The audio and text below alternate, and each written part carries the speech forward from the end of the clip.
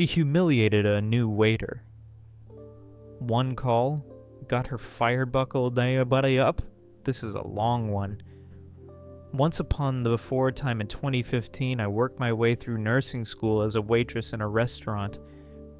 This restaurant did not advertise. They prided themselves on the word of mouth for their popularity. This is important. I had been there for several months at this point, and had proved myself reliable and knowledgeable enough to help train new waiters. Not technically a trainer, but could be relied upon to support new workers once the trainers set them loose.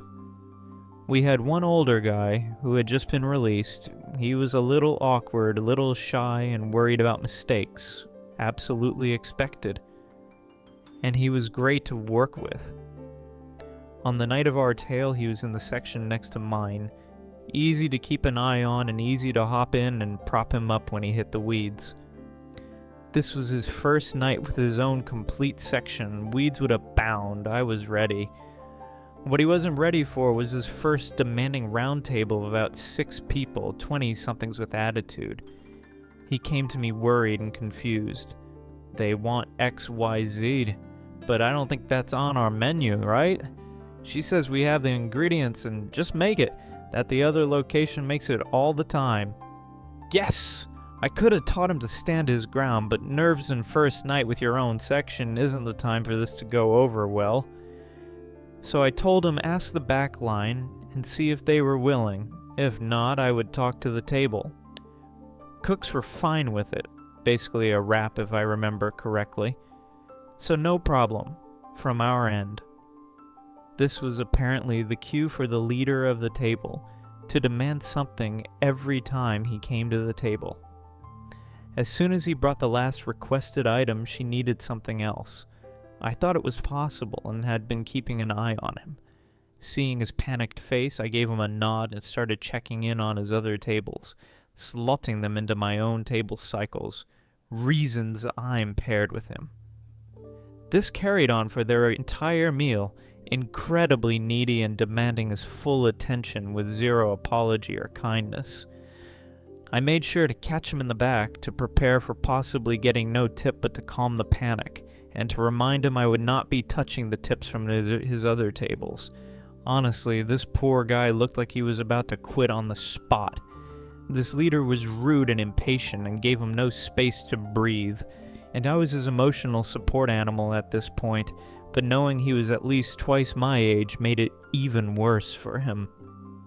The table had come in close to the end of the night, and ended up staying past our section's closing, so they were the last table on our side of the restaurant. Perks of closing with a new waiter, getting cut early. That's when he came to me asking how to do an employee discount, and they wanted to use more than one on a single ticket. Was that okay? I was confused. Wait, employee? That's when he shared that she had spent the entire meal berating and making fun of him, because 1, she was a trainer at our other location, and 2, he was the worst waiter she had ever seen. No wonder the other location made her special meals, and zero surprise, he was such a wreck. On top of that, she was claiming there were multiple birthdays in the group, so free cakes all around, and she wants the birthday song immediately. To say I was livid as saying lava is warm. I was ready to throw hands for this poor man. Instead, I told him to prep the cakes but don't go out yet. I would get the boss about employee discount. Not needed, we could do it ourselves, but this was such a special case. And I would gather the workers for the birthday song.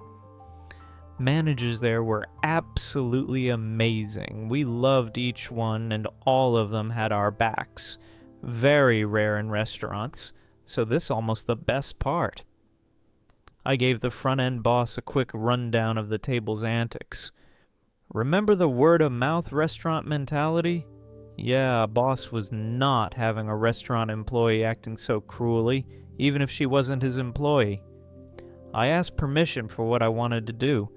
He smiled and gave permission as he grabbed the employee numbers given for the discounts, which that trainer would have known could not be stacked, and told me he had a boss-to-boss phone call to make.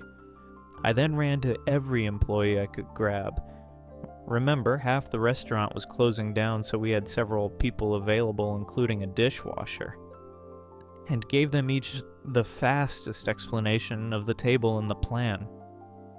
And then I told the poor, nerve-wracked server that we were ready to drop cakes. The crowd that arrived to that 6-person tabletop was honestly the largest we had ever had for a birthday song, and I am pretty confident in the largest that restaurant will ever have.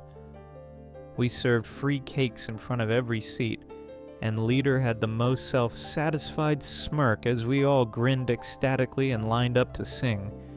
And oh, did we sing. We all sang that birthday song as loud as possible. Please do recall they were the last table in the section, and for your imaginings, I should mention this table was in the corner as well. So while we were screaming the birthday song, it was bouncing back from that corner as well. And it was an excruciatingly long song. Their smiles dropped immediately and hands covered their ears as they jumped with the audio onslaught. I know it hurt my ears, and that pain is something that still makes me smile to this day. We all stood there, giant group, happily screaming our restaurant's special happy birthday song, and it still warms my heart a decade later. More than that, while we were gathering and planning and destroying eardrums, our boss was making phone calls in the office. Yes! He called her restaurant manager and informed them of her behavior. And no, she didn't get stacked employee discounts. She didn't get her discount at all. I know, because I was there when she was handed the phone from my front-end manager at the host desk, and when she started to cry and tried to make her excuses for why she shouldn't be fired. But the general manager, one step below owner, since this was a small company with very few locations, had already been called, her employee number had been shared, and she was done. I'm not psychic. She could have gone back to her home location and convinced someone to hire her back. Anything is possible. But I know how she treated this poor guy. I know how I told the tale to my boss, and I know the quiet rage he so rarely touched when it was rage. I would have almost given up joining in that screaming song to be able to hear those phone calls. So, what would you have done? Thanks for watching. If you enjoyed this story, give it a like and subscribe to the channel so you don't miss any new videos. See you in the next video.